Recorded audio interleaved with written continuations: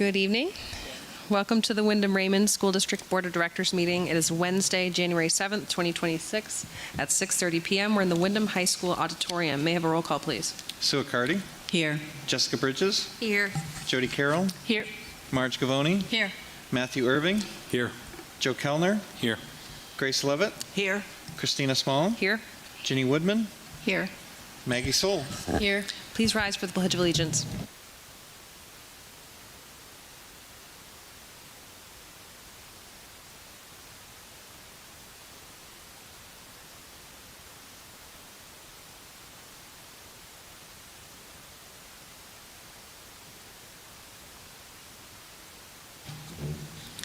Item 4 is agenda approval. May I have a motion, please?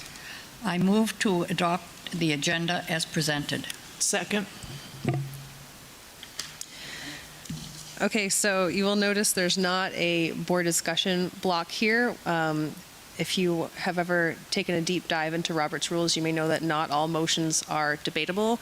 The first information I found on this one was that it was not debatable. I have since found conflicting information. It is, of course, amendable. So Grace and I had a discussion of if you can make an amendment on a motion, you kind of need the discussion space in order to do that. So short story, next time it's going to have a discussion block. But so again, where we haven't done this before, I'm just going to state. So what you would do if you would like, so the discussion block is not so much to discuss the merits of the agenda. If you are acceptable, if you are happy with the agenda, you would just vote yes on it. If you would like to see a change, you would just use that time to offer an amendment. You could add an item, remove an item, reorder items, and it would just be a majority weighted vote until the agenda passed. And then beyond this point, for the remainder of the agenda, we could still make changes with a 2/3 weighted vote is how that would work. So does anybody like to offer an amendment to this motion at this time? Okay, if we're ready to vote, all those in favor? All right, motion carries. Agenda is adopted. Next item is public input. The purpose of public input is to provide an opportunity for the public to express their interests, concerns, and suggestions related to matters under consideration by the board. As this is not a public forum, the board will hear public comments without engaging in discussion or offering responses. Speakers must state their first and last name and town of residence before beginning their comments. Each person has up to 3 minutes to speak, provided that they maintain common decency and decorum. Complaints concerning individual students or employees will not be heard at this meeting. Resolution may be sought through the superintendent's office as appropriate. The chair maintains the authority to stop any comments that violate these rules. For further explanation of the rules, refer to Board Policy BEDH, Public Participation at Board Meetings. Does anybody wish to speak? All right, seeing none, I'll close public comment. We will move on to superintendent's report. Good evening, everyone, and Happy New Year. Hard to believe that we're into 2026 and that we're already off and running with a new school week. It's also hard to believe that today we ended up with a snow day with a very mixed bag of weather across Wyndham and Raymond. Certainly as we began the beginning of the week, not what we expected. And I put this all to Joe Kellner, who yesterday in a finance meeting just made some comments about snow and ice and everything else going along with that, and ended us all with a snow day today. So thank you, Joe, for that. A couple things that I want to share tonight. First of all, Wyndham Middle School will be doing Lion King Jr. And board members, I know you have got a workshop later, but I know there's some set work that's already starting to take place out back, including a stuffed Simba ready to go for the play. But they will be doing that next week, which is January 16th, 17th, and 18th during Martin Luther King weekend. And if you've not had an opportunity to been to one of those middle school plays, both at Jordan Small at Wyndham Middle School, is a bunch of fun. So mark your calendars, great opportunity.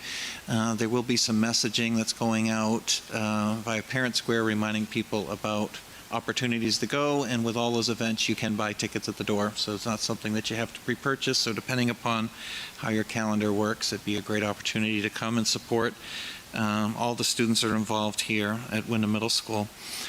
Strategic planning, right before, actually 1st of December or so, we started our kickoff with creating an opportunity for some community voices in our strategic plan.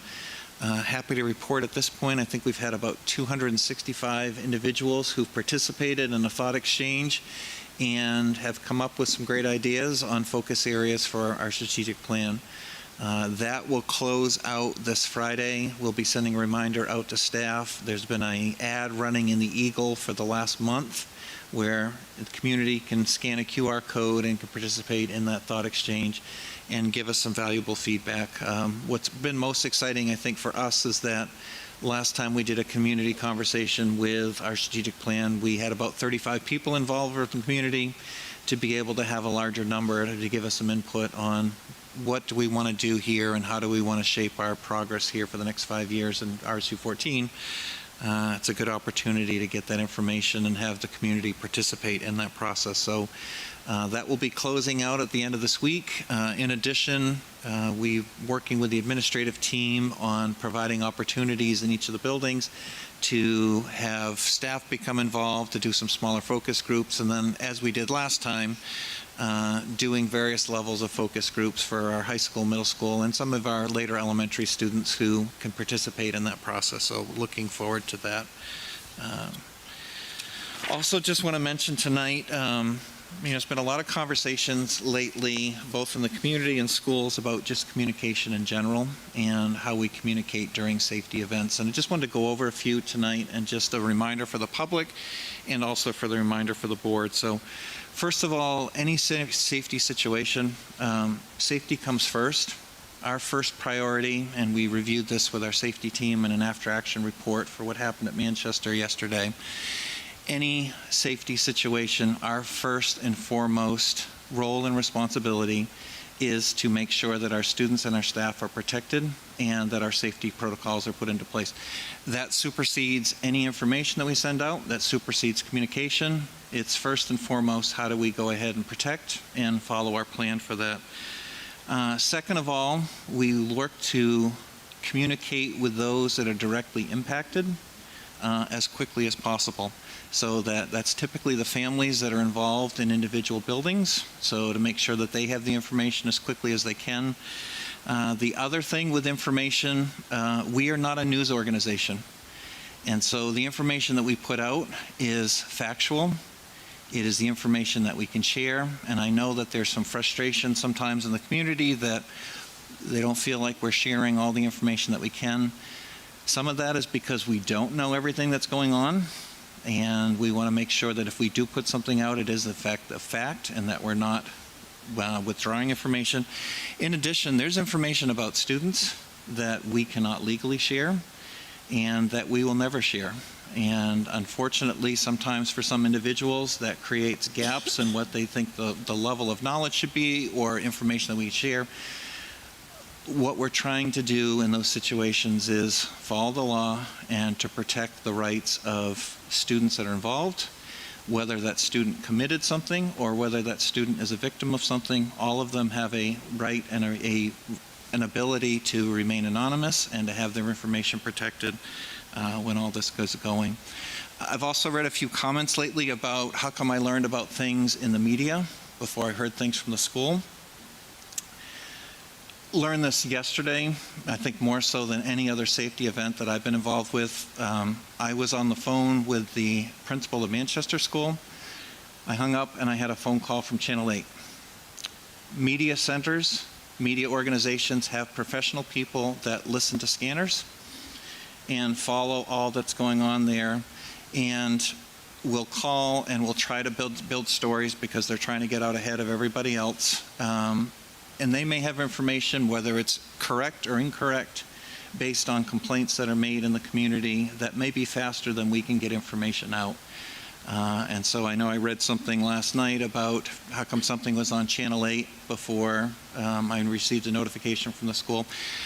I had a call from Channel 8 before I had even had a chance to kind of sit and process and make sure that we were getting out the right information. So we will get out information as quickly as we can. We will get it out in a format that's correct. And as I mentioned earlier, we're not going to send out information that we later on have to then pull back. It's important that we share all that we possibly can. Sometimes news organizations will try to fill in the blanks, and that information may or may not be correct, and then they have to come back and redo stories or make changes. I don't think we have that ability as a school district. we need to be as true as possible with our community. Lastly, I just want to thank the staff of Manchester. I also want to thank Wyndham Public Safety and the Sheriff's Department. While yesterday was something that somebody thought that they saw, which in fact was just an employee at a place of business near who had a large phone that possibly might have looked like a weapon. It looked suspicious. And so they did the right thing. They absolutely did the right thing. They let police know, let public safety know. They responded. Public safety has one response. They cannot do a metered response. They have one response. They have to take every single report of anything that happens as it might be a possible bad situation to take place. And so I think what we were just in a situation like that, we're thankful that it was nothing, but we just want to reinforce what we don't want to see is that all of a sudden people feel like they can't respond or they can't tell us about things or they have concerns about things. We will follow up on every concern. We will track down every concern. We will track down every rumor. Before Christmas, we had police officers going to people's houses in the middle of the night based on information from the community, which in fact were rumors. We will continue to do that because if somebody reports something, we will make sure that we're following up because there's no possibility, there's no error that can happen in safety situations.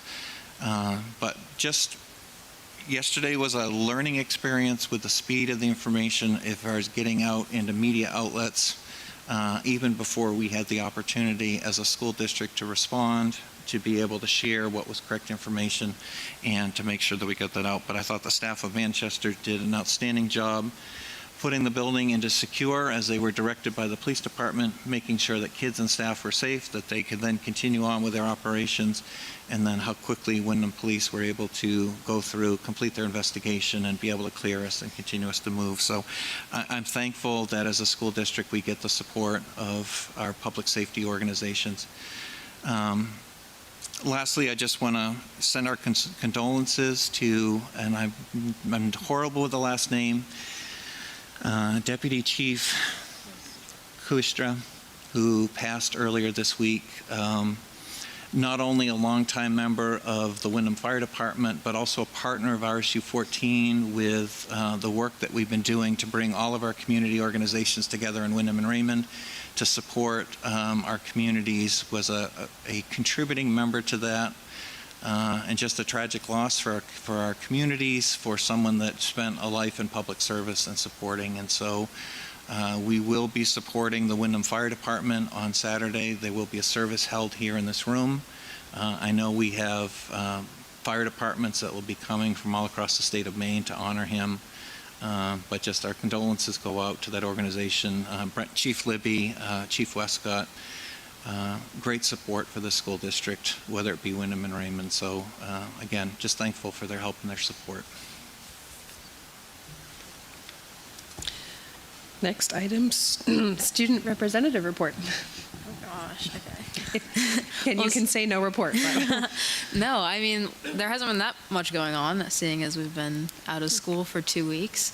But I just wanted to say thank you to all of the staff and everybody who's made the transition in and out of break so easy for students.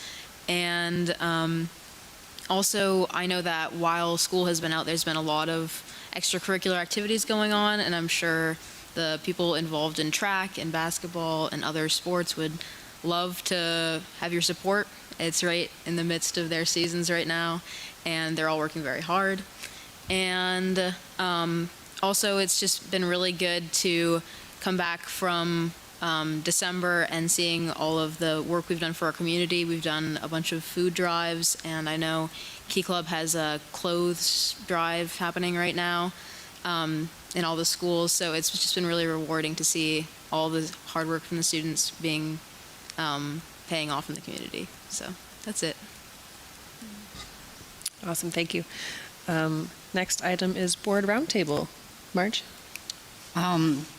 The vocational schools, Portland Arts Technology High School and Westbrook Regional Vocational School, will be having a meeting tomorrow. We haven't had one in a while. We skipped December.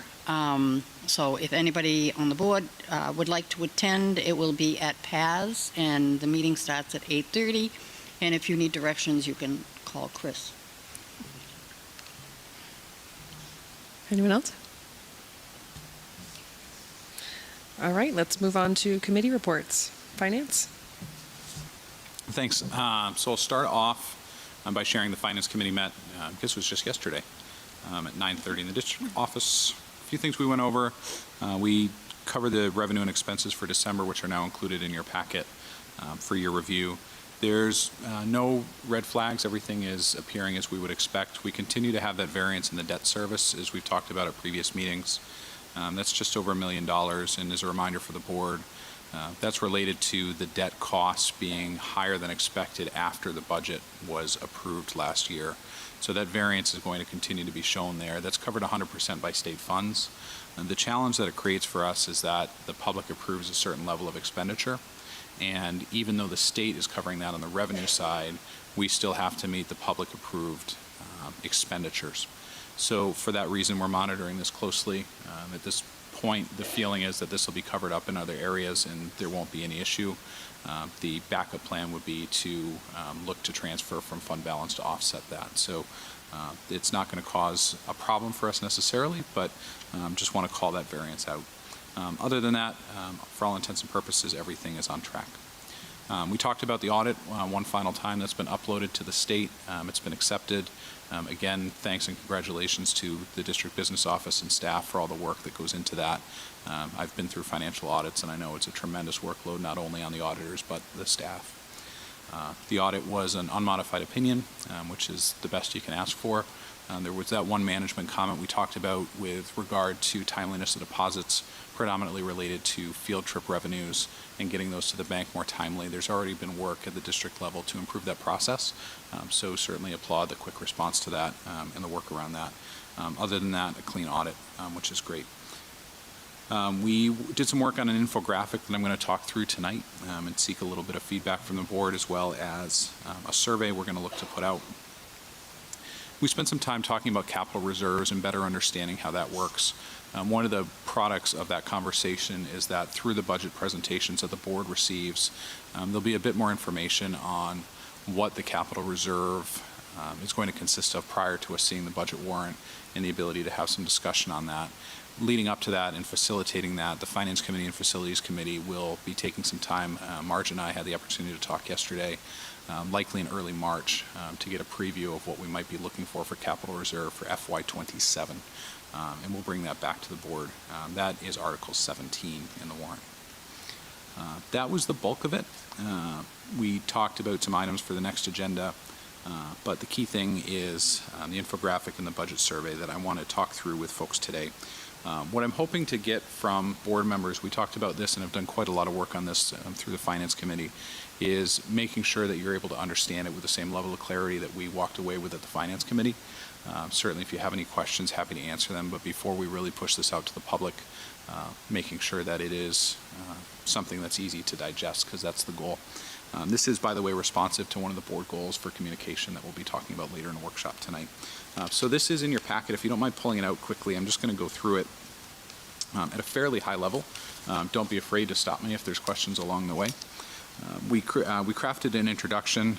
Big thanks go to Jody for the wordsmithing on this one, but laying out the purpose for doing this, sharing with the public that our goal is to provide better objective education on how we do our budgeting process, what goes into it, where their tax dollars are going, and what the other sources of revenues for the district are, and how we're spending those. We also provided an opportunity for questions and answers.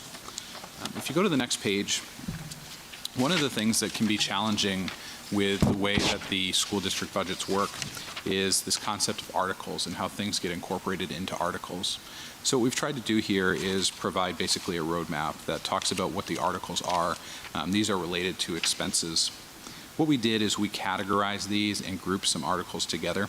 So for example, direct instruction and support, we brought in articles 1 through 5. So when later in the document we refer to those things, it includes all of those articles. And as us as board members are getting prepared and working to understand the budget, I think it's helpful to think in terms of those articles, because that's what gets approved on an individual basis in the warrant. The next page is a graphic you've all seen before. I will just say at the outset, this is the per pupil cost. The data most current is 2024. If we do get updated data once all the districts upload their audits, we'll of course update this document. But right now, this is the most current. This one continues to be an impressive and meaningful number to me. I think it really highlights the value of education per dollar spent by the taxpayers in RSU 14.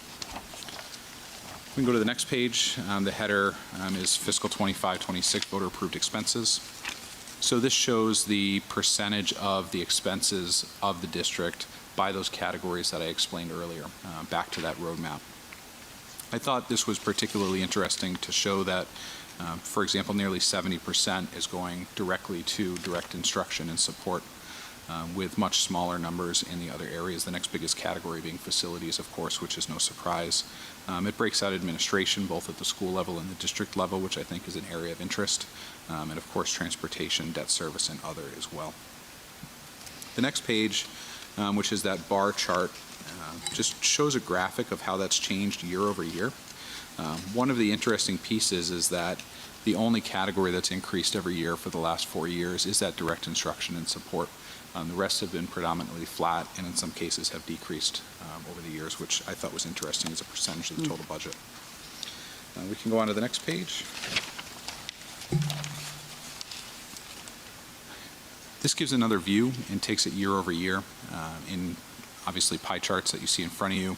We look at fiscal 25, 26, and 24, 25, and 26. And it breaks those pies down so people can look year over year. There's a tidbit in the lower right that points out that the increase for last year, 23% of that total increase was related to the health insurance increases that we had to absorb, while 59% was related to teacher and support contracts. So really showing where that 6.4% net increase came from, we thought might be helpful. If we go to the next page, you should be on a page titled RSU 14 Schools Impact on Local Taxes, Wyndham in parentheses. What we did is we got data from the assessor's office in both Wyndham and Raymond on the median cost of a single-family home in both towns year over year, and we've trended that over time. We also had data on the mill rate for those towns and the percentage attributable to the schools over those same years. So what we were able to do is extrapolate for the median single-family home what the cost is for those taxpayers that's going to the schools. We did provide on a later slide the way that an individual homeowner could do the calculation based on their own tax assessed value. And just a reminder, if the public happens to be listening, that this is all based on that tax assessed value. It's not what the book value may be of the home. So you can see from 24 to 25, there was a fairly decent increase in total tax. One of the things that's really interesting in Wyndham, though, is between 25 and 26, the increase that was actually felt by the taxpayer, assuming the value of their house didn't change, was 1.2%, which is much smaller than the total budget. And what that's really attributable to is the growth that Wyndham experienced over that year. The total tax base increased, so the taxes were able to be spread. Another interesting data point for Wyndham is that the mill rate didn't change at all between fiscal 25 and fiscal 26. So we thought that was interesting and apropos to share. I won't go into the same level of remark on the next page, which is the same calculation for Raymond. You'll see one thing that I would point out: the mill rate attributable to the schools for Raymond directly compared to Wyndham is quite a bit higher. That has to do with valuations in Raymond being quite a bit lower. Raymond knows that they're several years behind. The valuations have been stagnant, and they're actually going through an exercise right now to revalue and reassess those homes. So one would expect that that mill rate would actually go down as the home values go up, which the math then works out to be, the contribution of the school remains what it is. So that's that. We did put some information in here that this one is probably the hardest did you know to digest in the packet. And it talks about the reason that Raymond had to contribute toward the new middle school this year and Wyndham didn't. It's this concept of minimum receiver. So we have some language there that perhaps if you want to take a minute to read in the off time. And if there's any feedback on that, feel free. But we did wordsmith this quite a bit and hope that it's helpful. The next page really just puts the graphs side by side on what the cost per single-family home is for Raymond and Wyndham over those years. So you can see in fiscal '24, Raymond was a little higher than Wyndham. That swapped in fiscal '25 and swapped again in fiscal '26. Pretty darn close, I would say, town to town. Below that graph is where folks can get the calculation if they want to do that on their own home. And then finally, we have one page on revenue. I will say this graph is not one that's perfect, just based on the fact that there are some numbers that are much smaller relative to others, so it's hard to show that data. But the goal here is to show what the sources of revenue are into RSU 14. Of course, the biggest buckets being property taxes and state funding. So folks can look at that and, of course, take that in. Other revenue is there, interest income and fund balance. Again, I know they're hard to see. We can't come up with a really perfect way, but we hope that folks can understand that. The Did You Know on the right talks about what the articles are and gives more information on how those articles are applied to revenue. So in the interest of time, I'll leave it there. But again, would seek any feedback on clarity or any further questions before we push this soon to the public. The next document that we have in your packet is titled RSU 14 Budget Survey. We're going to look to send this out fairly soon to the public to really help us continue to refine our education process and better understand what would be helpful for the public in understanding and hopefully ultimately supporting the approved RSU 14 budget. So the first two questions look to ask, how do you want to consume information? What's the best method? What's the best format for both expenses and revenue? So that's questions 1 and 2. Number 3, which are you more likely to utilize? And then it gets into asking if folks would be interested in attending an in-person session. Finally, we're asking what parts of the budget do folks find most confusing or difficult to follow, and what additional information would assist them in better understanding the budget. The goal is for this to be really short and sweet.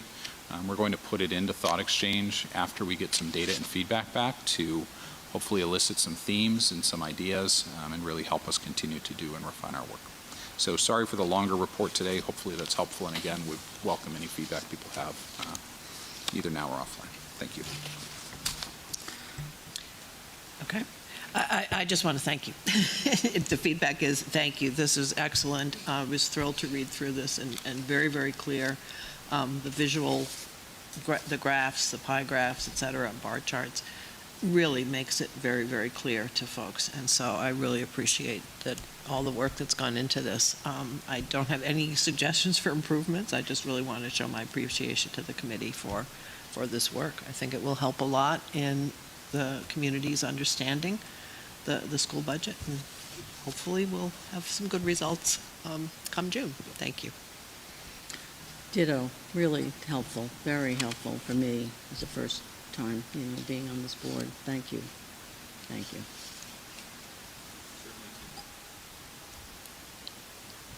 All right, I think we're ready to move on to facilities. Facilities has not met. We have our next meeting January 13th, next week at 5 o'clock. It's going to be at 61 Wyndham Center Road, which is where the new middle school is going. If anybody would like to see what our agenda is, it is on the website. Go under board. Under that is committees. Go under the facilities committee, and you can see our upcoming agenda. All of our meetings are open to the public. If the public wants to come, or anybody naturally from the board is also welcome to come. And that's it for now. Short compared to you, Joe. Policy? Sure. So policy has not met. We're going to meet this Monday. We haven't met since the 17th. We'll meet on the 12th at 9:30 this coming Monday. And we have a few policies tonight for you to take a look at for first read. And when we do the LOW plan, I just have a few comments related to policy, if that's okay. And I'll just reserve those from when we get to that point. Curriculum? Okay. We finally meet next week on Monday, January 12th at 3 p.m. in the superintendent's conference room. We're going to be discussing the middle level update of ELA and social studies for the new school. And that is it. All right, let's move on to report of the secretary. May I have a motion, please? I move to approve the minutes of the December 17th, 2025 meeting. Second. Board discussion? All those in favor? Motion carries. All right, next item, presentation by instructional coaching team. Come on up.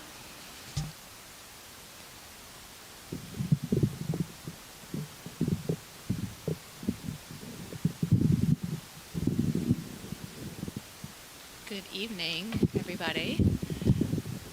First of all, I want to say thank you for these lovely ladies for coming in on their snow day and making sure that we're really excited to have this opportunity to share with all of you and community listening on the extraordinary work that these two human beings do in our district.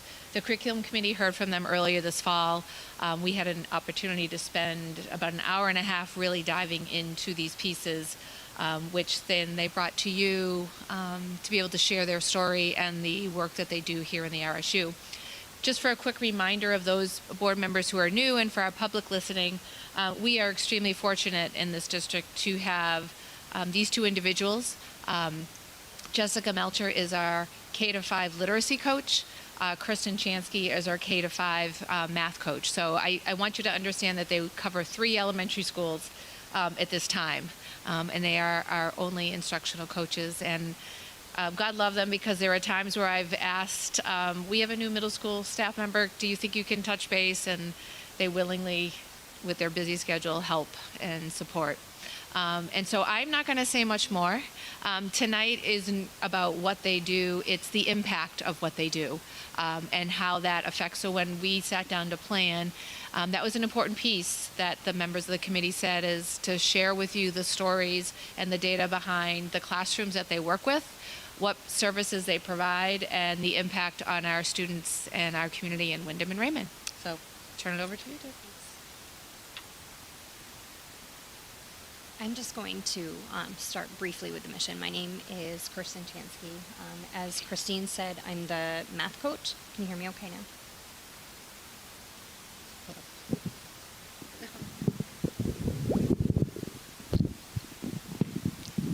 Is this better? Okay. So my name is Kirsten Chansky. I'm the math coach.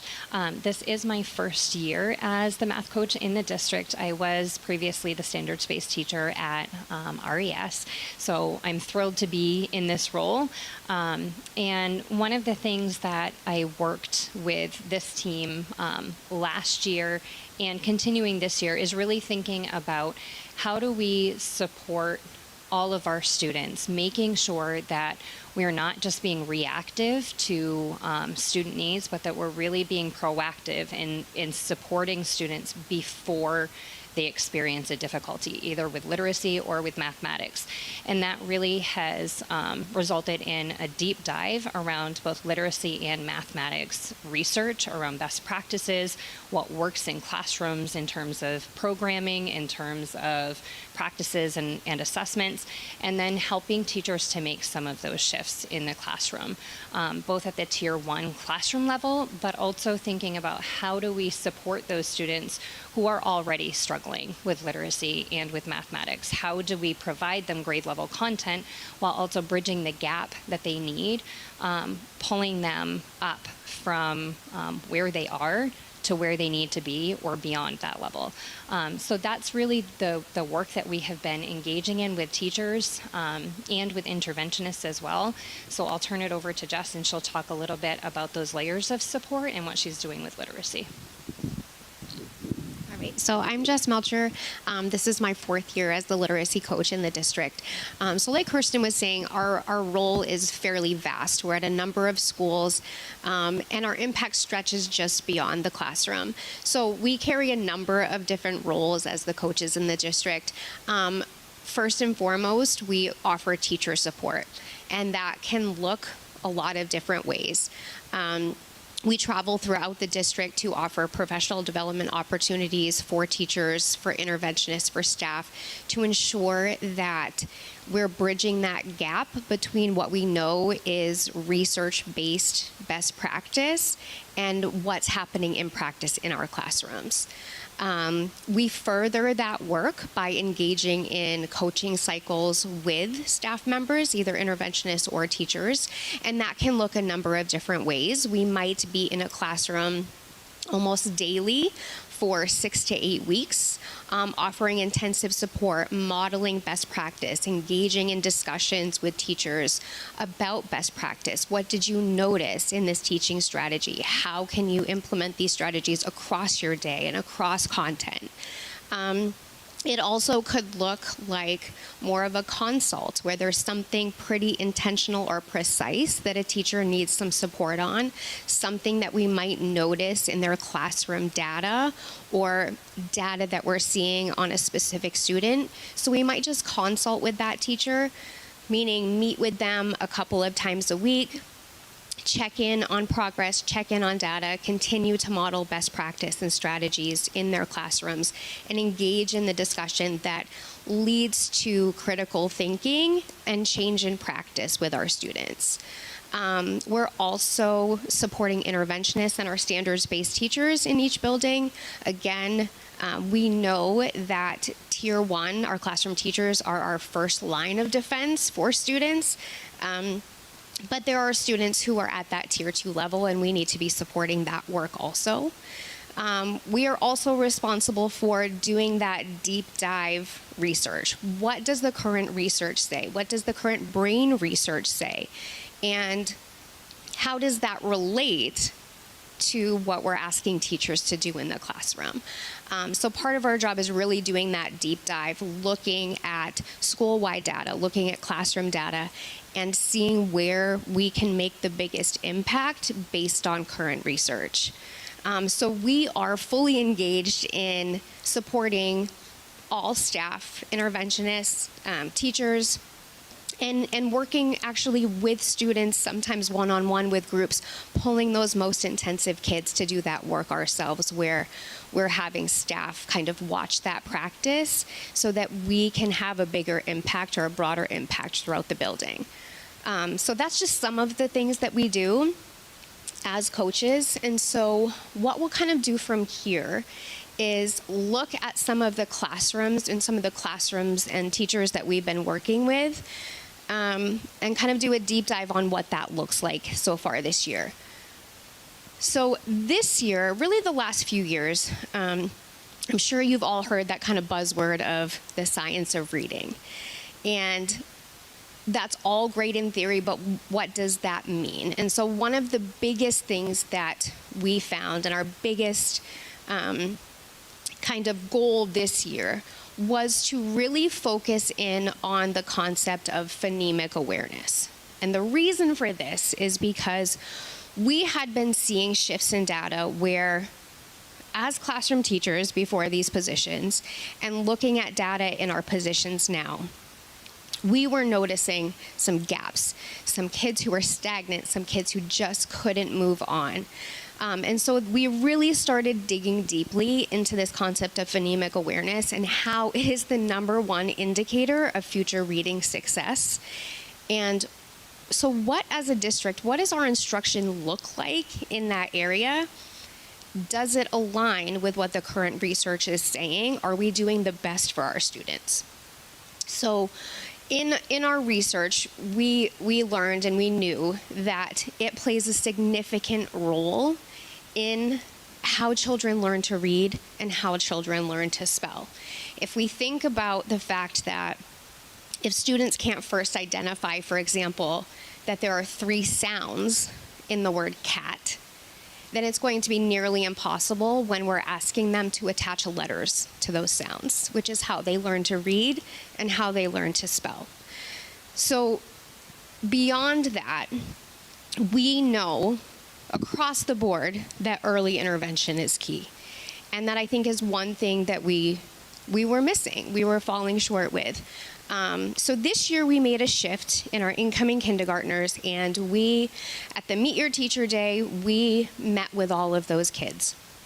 And we did kind of a foundational, very quick assessment with them that would give us an idea of what they were coming to us with.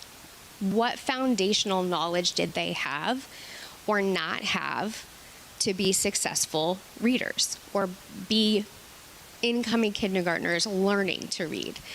And so that gave us a really good indication before school had even started of who are the kids we need to get to right away, and what do we need to be doing with them. So we aligned our practice with the research, and this has been our target goal for this year. Early intervention, really honing in on the phonemic awareness and doing it early. So what you see right here is a sample of 3 kindergarten classrooms. These are 3 kindergarten classrooms in our district this year. So I'm having a hard time seeing the data up there. Let me see. So what we have here is in the fall, we had,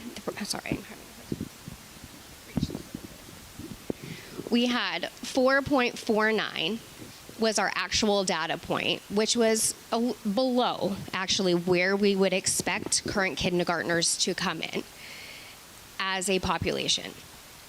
In November, we would have expected those kindergartners, thank you, we would have expected those kindergartners to grow 8 to 10 points on this assessment with, the instruction that we were providing. What you see on the graph here on the third bar is what our actual growth was in these 3 sample classrooms. So when we expected, good growth would be 8 to 10 points. These 3 sample classrooms in which we implemented these new strategies, these 3 classrooms got continuous coaching support. They actually grew 19 to 35 points, which is 2 to 4 times the national average.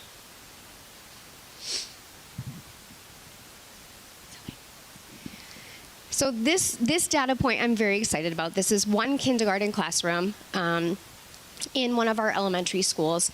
And this data is the Dibbles PSF. So essentially this is measuring do students understand that words are made up of sounds, and can they separate those sounds within the word, which, as we said, are the building blocks to phonics and learning how to read. So if you look at this class data, in September, this class was made up of 70% of students who were not meeting benchmark. 35%, in fact, were intensive. So kids who initially would have fit the profile of, this may be a future referral, okay? 18% were where they needed to be. 12 were exceeding that benchmark in September. So again, with the consistent coaching, meeting with this teacher multiple times a week, checking in on data regularly, when we gave this assessment in November, we had all students in the class move from intensive and strategic, 0%. Now we're not meeting benchmark. 12% where they needed to be. 88% of that class was exceeding the benchmark for the fall. Okay, 41% of that class, in fact, is meeting the end of year kindergarten benchmark for this measure. But what makes it even more, if we look at the class composition here, this is why we talk about early intervention. 29% of this class are students with an IEP, and 6 are multilingual learners. So this is the picture that we want to paint in every classroom. Early intervention, research-based practices, and support from coaches, because teachers can't do this work by themselves.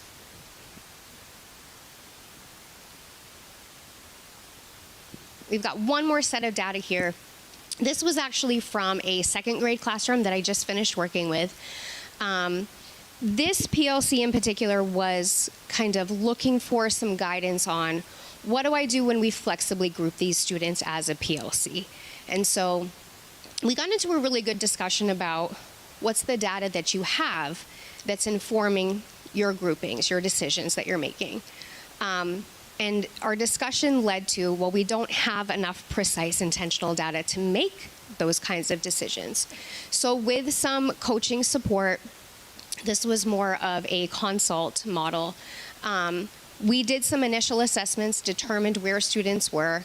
At the time of that assessment, we had 56% of students who were not meeting oral reading fluency benchmarks, reading below grade level. We implemented a strategy that was based around increasing fluency. And in November, but this was actually only about 15 class periods, they're half-hour blocks. When we retested students in November after the 6-week intervention, we had 31% of those students who were at grade level, meeting grade level benchmarks, but 69% who were exceeding grade level benchmarks. The secondary goal for this same cycle was reading comprehension. Can students understand what they're reading? Great if you can read fluently, but we know that the main goal of reading is to understand what you're reading and be able to talk about what you're reading. So this data shows a measure of comprehension. In September, we had 19% intensive, 31% strategic, 50% on grade level, and we moved to 62% on grade level and 6% exceeding. And this was just in a 6-week intervention. I'm still working with this PLC, and we've just made some slight shifts in our practices to increase the comprehension data and maintain the progress with the fluency. I'm going to turn it over now to math. It's hard to follow that. So we have been working on number sense throughout the district. The reason that we're really looking deeply at number sense is because that, just like phonemic awareness, a sense of numbers and understanding the relationships between numbers, all of those pieces are foundational to success in mathematics. And actually, what research tells us is that it is a powerful predictor of overall future achievement. And that it really is very complex. So one part of number sense, for example, is a student's ability to count. That seems like a really simple thing. And when I talk with teachers about counting, it's like, yeah, we know how to teach counting. What a lot of people don't know is that there are 20 different levels of complexity for counting. So when a teacher says, this child knows how to count, at what level is that child able to count? Or if this child needs an intervention in counting, at what level are you providing that intervention? So when we think about number sense, it's one of those things that sounds very simple. We're talking about counting. We're talking about looking at sets of objects and being able to tell immediately how many objects there are. What we don't necessarily have a good grip of is the understanding of the depth and the complexity around those concepts. We have a great mathematics program. We are using iReady, and there are a lot of really fantastic pieces to that. One of the difficult parts, though, is that if teachers don't have a really strong sense of how number sense develops, a good program is not going to give kids what they need when they're not sort of your typical learner. A lot of kids are going to be just fine, but those kids who struggle with some of these areas in mathematics are going to continue to struggle if we don't know how to support them. They're going to continue to struggle if we don't know what to assess, when to assess it, and how to intervene at the right level when we have that information. And so that's really been the focus, is looking at number sense and how do we use the information that we're getting to differentiate for students and to scaffold for students. One of the things that I hear really frequently, both from teachers and from interventionists and from others, is how are we supporting students, say a third grade student who is working at a first grade level. They need to have that third grade content, but if they're working at the first grade level, how do they get that third grade content? And you can, but it takes really careful consideration and good craft of your lessons and how you support those lessons to be able to structure and scaffold your instruction in a way that provides them an access point to get to that grade level content. You can do that in the same lesson, but if a teacher doesn't understand how to get there and how to show the student those steps to get there, it's going to be very difficult, and it's going to look like one of two things. The instruction way up here, where the student can't access it, or the instruction is at the first grade level and they're not getting the third grade content. Neither one of those things are okay. But it's really difficult, and that's where coaching comes into play, is helping teachers to understand how do we gather the right information to determine exactly what level they're at with each of these skills. How do we target the most foundational skills, but build those up in a way that is going to provide leverage for grade level content?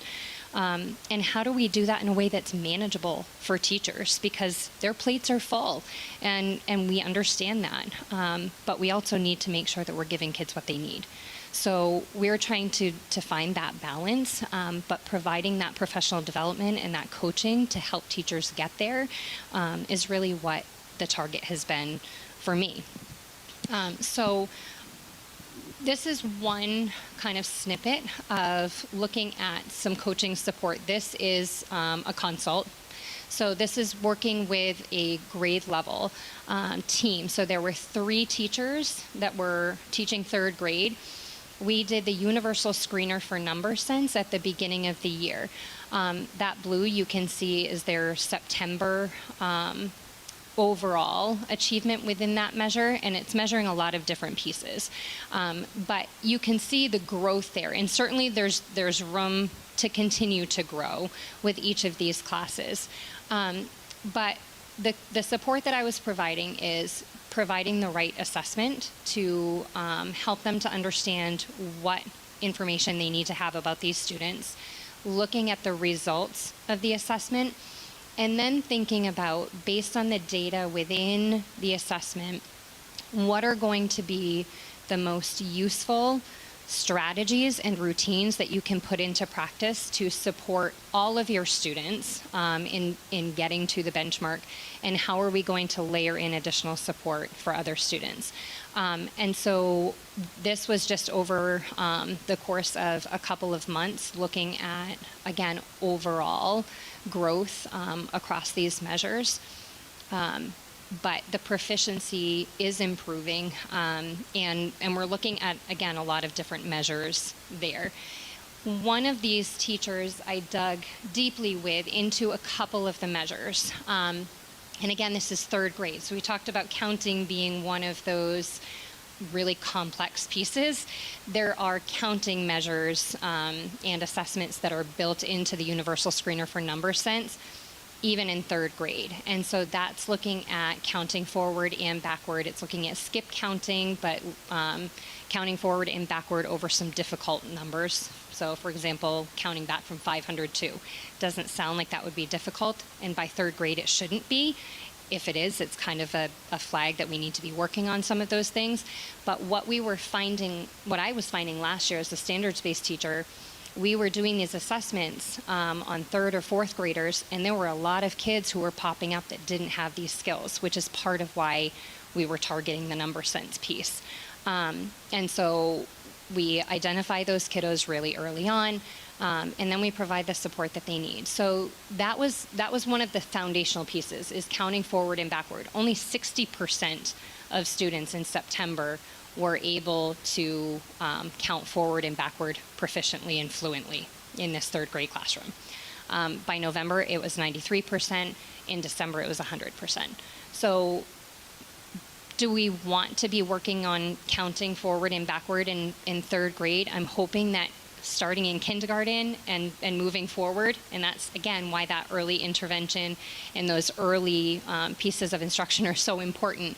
But this is the reality of where we are right now, and supporting kids where they are. So we're taking some of those foundational pieces, but then the other side of that was, again, how do we get kids ready for that grade level content when they're not quite there yet? And how do we ensure that the students who aren't there are going to be able to access that content. One of the conversations that I've had frequently with third and fourth grade teachers is that once they start the multiplication lessons, that kids stall and they're having a really hard time. So we needed to dig in to find out why that was, because it shouldn't take students that long to be able to access multiplication skills. When we did this assessment, only 47% of students were where they needed to be to access that instruction. By November, it was 87%. By December, it was 100%. So now we have a classroom full of students who are prepared for that grade level instruction. We're hoping, again, that starting really early, that we see less and less of this sort of deficit where kids are coming in with some of these skills that they need to be working on. But we know how to target those skills, and the coaching allows for teachers to be able to see where the gaps are and support students in working from where they are to getting to the grade level content that they need to be working on.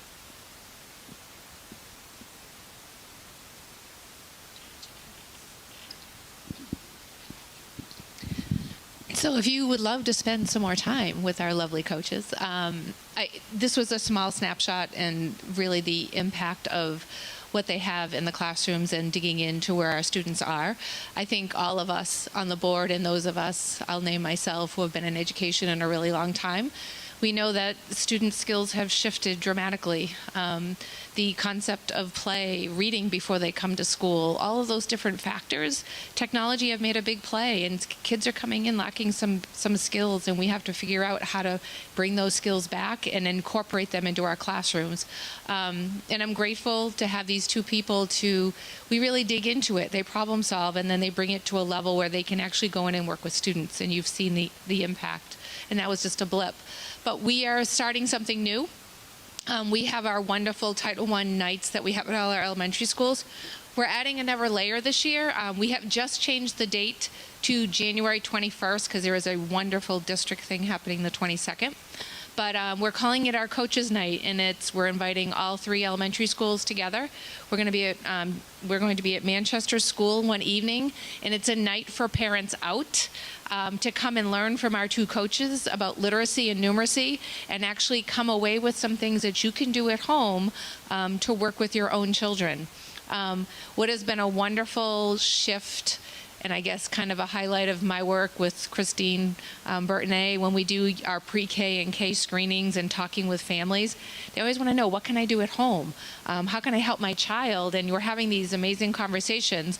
They've built this evening around pre-K to 1 math, pre-K to 1 literacy, grades 2 to 5 math. So some of the things that you're hearing about, they want to have a deep conversation and experience for parents to come and learn, make running stuff off. You get to take stuff home to do with your children.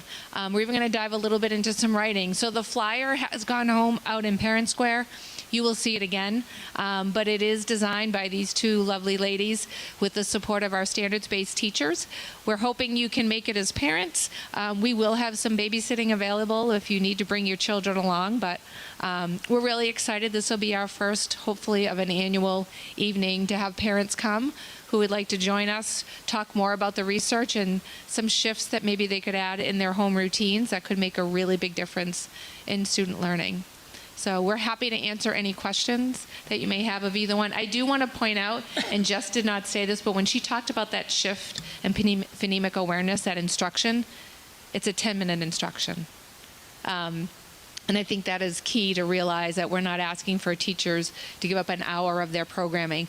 It's this 10-minute systemic, and it's beautiful to watch. I know our curriculum committee got to see a cute video of a kindergarten teacher. If you would love to see it in action, please reach out. You can come shadow these classrooms. They would love to show what they do with that piece. But we're happy to answer any questions that you may have forward. Brody? So I enjoyed the Sound of Success PowerPoint. I'm sorry that I missed that curriculum committee meeting, but first question out of that one, if you can just catch me up. But you noted that the Haggerty is still being used at Wyndham Primary given the timeline. Is that still the case, or you're over at Raymond Elementary, and just can you comment on where you are right now based on, it seems like you're still split, just because you chose Raymond to start, and Right. that you've started. We've started at Wyndham Primary. We've Yep. asked that Haggerty be put aside and use the phonemic awareness program that we're implementing. And Jess has been doing targeted PD once a month with K1 staff. So there are still, I think, I can't answer, I'm not Dr. Rhodes, but we've asked that that be put to aside and Okay. to do this program. And I think the classrooms that Jess is coaching in, that is the case. But sometimes shift and transitions take a little bit of time. Sure. Okay. Thanks for the clarification. You had talked just about the IEP number, and certainly correlation with academic performance in IEPs isn't specific or correlative. But I wanted to just ask, is it that you put the 29% of the students who are in an IEP based on the fact that this potentially additional targeted intervention, that is the responsibility of the teacher and the support staff for those students? So that would be a relatively large number of students in that class that would potentially deter the efficiency that the teacher could manage the blocks for, in this case, ELA. Really, the main reason for putting the demographics in there, specifically the number of students with an IEP, especially for kindergarten, I think that, traditionally there is a sense that when we have students who have an IEP, historically, we tend to see that as then a special education issue. So that really speaks to the importance of early intervention and my statement about the fact that classroom teachers are our first line of defense. And really that just because a student has an IEP does not mean that they can't access tier 1 classroom instruction. Right. Okay, thanks for clarifying that.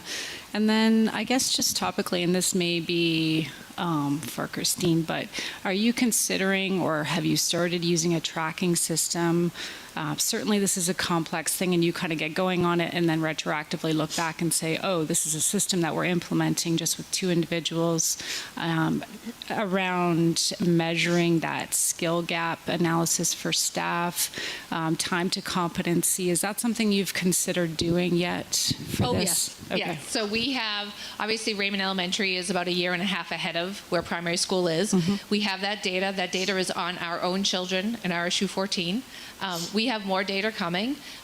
There has been a really great shift in time at primary school. For example, grade 2 and 3, Kaylee Petros is doing a deep dive on writing with those teachers, while K and 1 is dedicated on those times to do this systemic PA work. The goal is we added first grade in this work because we did not have this in kindergarten last year at primary school, so it's a double year of this PA work. Next year it would just be into kindergarten. So that is the goal. We'll also be enrolling late in the spring. We'll be working with our pre-K staff to do start of this beginning blending and identifying initial sounds, if I say that correctly, with our youngest learners coming in. So. That's great. I mean, think about the strategic plan and the way that we track that right now using an Excel spreadsheet. And you have this sort of started, in progress, completed idea. And it would just be really great, I think, to have an idea of here we put the flag in the moon, here we started here. And we have that RES, and we followed those children to first grade. Where did they start the year? And it was just first grade teachers were like, we have to start in a whole different place. Because kids are already, they were past CVCs and they were reading diagraphs in the beginning of first grade, which the first grade teachers were like, oh my gosh, we have to revamp. And it's been really exciting. And then topically, just to make sure I'm explaining it properly, you're tracking the staff education. So one of the biggest responsibilities you have is, can we train every staff member to a level of competency? And with BAR, we have another model in the district that outlines very clearly the steps. We haven't invested in a system. You're the system, essentially using Johns Hopkins technology and some of the other things with Sounds of Success on that side. But I would just be really interested to see that in terms of how long it takes to, and then thinking about resources. I hope we would hear about resources that could support this. And lastly, the data here, the way that you've broken it out is compatible compelling. Thank you for doing it. This is definitely a different type of work, and the conversations, at least in my short time on the board, has really reflected the fact that we are less aware of, and you alluded to that, Kristen, just of what is going to make us more successful in math. Obviously, families are more in tune with reading to children earlier, et cetera. But math has definitely been topical in terms of the board's concern on those cohorts, especially in some of the successes and failures there. So And what I do love appreciate about it. this data is it actually reflects the instruction that is being done. It isn't a subset of something bigger. And that's why it's so specific. And I think for these two, I know staff members have like literally lit up my phone and sent me a picture. They were so excited to show me where their kids have grown. And sometimes those little things are not in the big set of data of NWA or iReady, but you can actually see the progress that you're making with your students. So it's been a great support for, I believe, our staff as well to see that success. Matthew? Two things. I just want to say that I think it's really amazing progress, and it's in a really short amount of time, which is pretty encouraging. Secondly, the family support workshop piece. We have a board meeting that night, and I'm kind of bummed that we can't go. Is there going to be any? Will it be recorded or available via Zoom? Yes, we actually Okay. have that piece of technology. Our friend Gary Harriman, we're going to try to split up. We may have to grab in Mr. Vickers, but we will capture those 2 evenings. Again, we're trying to, like, how do we get people at the right spot and the right time? And if there is a need, we'll make it happen, Matthew. So thank you for bringing that up. Jess? I just wanted to say thank you. Over the last few years on the curriculum committee, we have met with you guys many times, and the results are different each time. Like it's incredible to see how you guys have even learned other ways to be able to teach our students. Is there a way to use, I know we have BAR, but is there a way to use similar things to benefit our 6 through 12 to kind of make them to catch up from where we were? That's a part where we have talked about in curriculum committee, full disclosure, when Jess has asked, what do we need? And I just said, I only have 2 humans, and we're going to be opening a 5 to 8 school with a large group of learners. And I think this board and all of us thinking about that is what supports do we need put in place? I think that the coaching is an extraordinarily piece that is, someone has their eyes on the data, someone has their eyes on the resources. There are times where there's a part where a teacher's like, I really want to jump and do this. I don't have time to make the materials. We get it done, we make it work. We're trying to give our teachers whatever support that they need in hand. It isn't just easy as, let's buy a textbook series and I'll just follow by the script. That's not what this is anymore. So we need humans on the ground to do that. I am the photocopy laminating queen, and I hold that title. But we really do systemically need to think about 5th, 6th, 7th, 8th, and how do we support those students. Right now we have a halftime, interventionist in Kayla, who's also BAR, that does all this amazing work at Jordan Small. What does that look like moving further to make sure we don't drop that support off for kids. We don't drop off that support for our staff as they're trying to learn these things. And I think that's really important, and that's my world. So we'll be chatting a lot more as we move forward. Well, and as you know, one of my favorite questions to always ask is, budget season is coming up. What resources, besides the fact that you said people, would you need to be able to make this go a little forward? Like, just respectfully in little increments. Right. We'll get you that list. Okay. We're pretty creative. We take advantage of any grant thing that comes down the pike, so we don't have to put any more cost on the RSU. So we're creative, we're still learning, and when we come to you, we're going to come to you, and you know that it's thoroughly thought out and it really is a need. So thank you, Jess. And again, thank you, because we have met with them as the curriculum committee, and we've gotten to see all this amazing stuff. And we have asked multiple times to try to get these guys here on their free time to share all this information, because we felt it was so important for everybody to see all the results that we've gotten. Thank you. Joe? Yeah, probably in a similar vein to some comments that have already been made, but of course, really impressive data and really impressive performance. I too am struck by the fact that there are two of you, and it's a big district. And what I think I heard, and please correct me if I heard wrong, is that the data we're seeing tonight is with some targeted efforts within single PLCs. And I preface with that, I guess, to ask, is it possible, with the lessons learned from the PLCs you've been working with, to be able to offer PD to replicate that level of performance, in your opinion, across the district with just the two of you? Or is this, a single case of really hands-on getting to that point, if that question made sense? What do you think?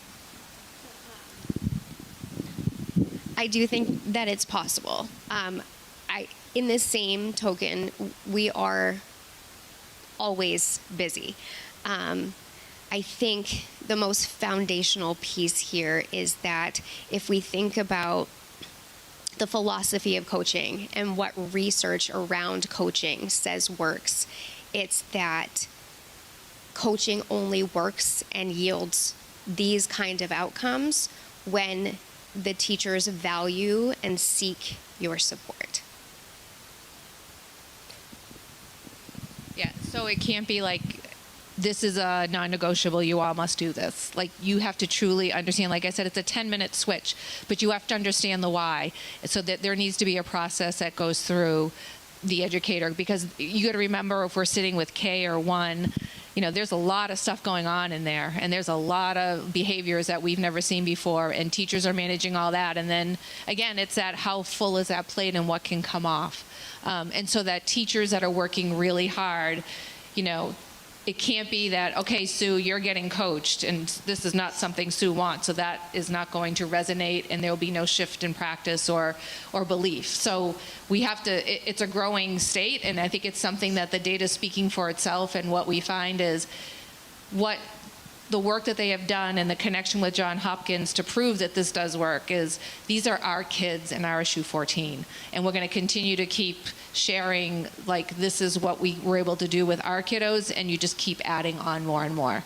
So that's the answer. We also have, 2 great administrators that are trying to help lead this work and support this work.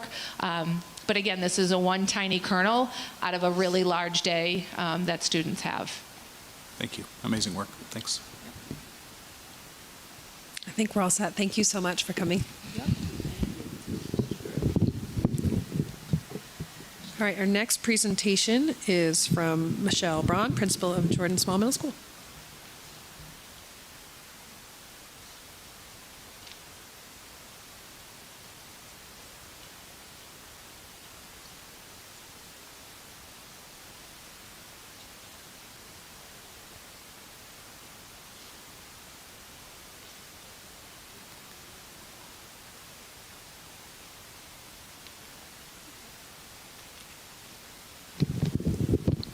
Better for me. Good evening. I'm Michelle Brand. I'm the principal at Jordan Small. I want to take a moment and just point out Kayla Vangelis, who's in the audience. I have included her because she does a lot of the work behind the scenes as our bar coordinator, as well as our standards-based teacher, which is all of our interventions, Tier 1 through Tier 3. So the presentation tonight is my state of the school. It's a way for me to celebrate, but also talk about some of the challenges that we're facing, and really to give you a glimpse into what's happening at Jordan Small. So I specifically wanted to highlight some of the specific programs that are ongoing, but also new this year to Jordan Small. We are continuing with BAR, and if you didn't remember, it means building assets, reducing risks. This past summer, our 7th and 8th grade teachers did training with trauma-informed practices, as well as effective meetings. I will say, as a second-year group, our 7th and 8th grade team really runs like clockwork. Their BAR meetings, really, they know what to do. They're fast. They know all the processes. Sue had the opportunity to visit us during a BAR meeting and can see how much our teachers really, truly care about our students and the different interventions and thoughtfulness they put into different goals that they set for our students.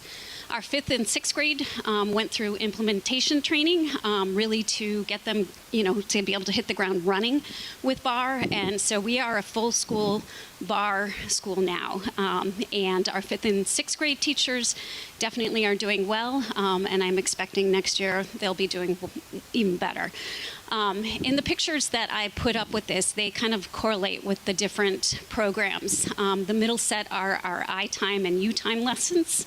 The first are Shields. That was an opportunity for students to really present something about their own identity, their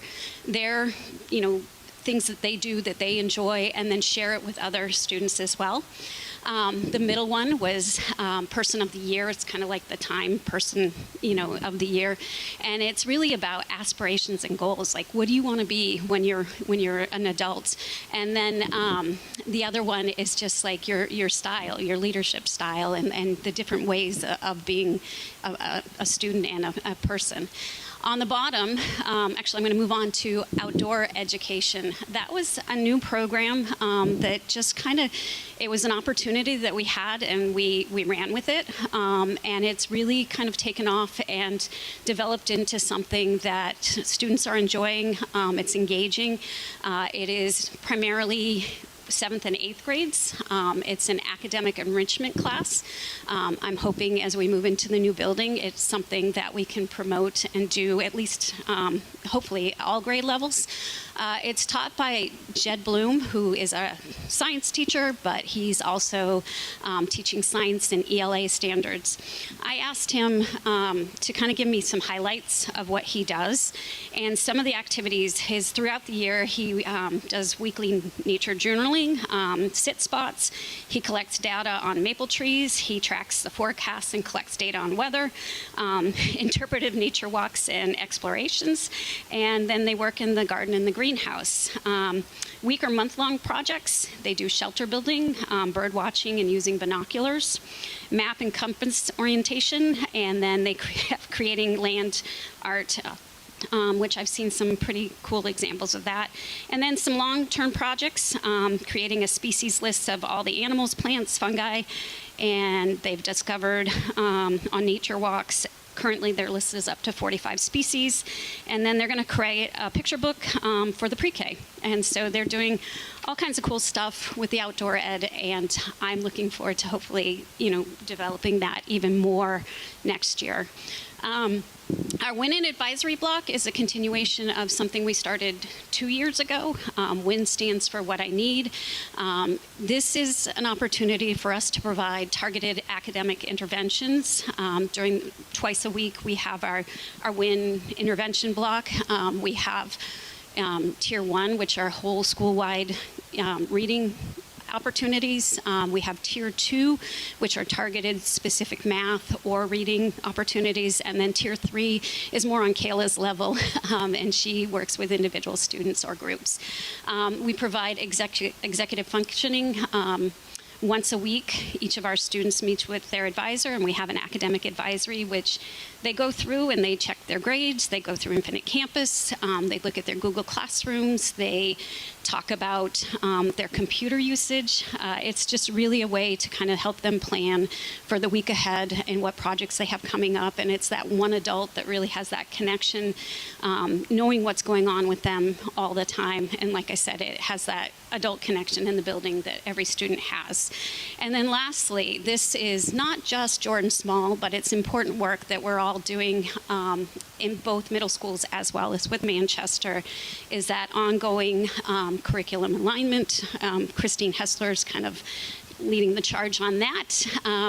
We have combined leadership meetings. Originally, it started with just Jordan Small and Wyndham Middle, but Manchester has now joined us as well. We're actually meeting tomorrow. Christine, myself, Danielle, Greg, and AJ all participate in that. And we're really kind of thinking ahead and putting together things that we need to have in place before we open the doors in a year and a half, which is going to come sooner than we expect.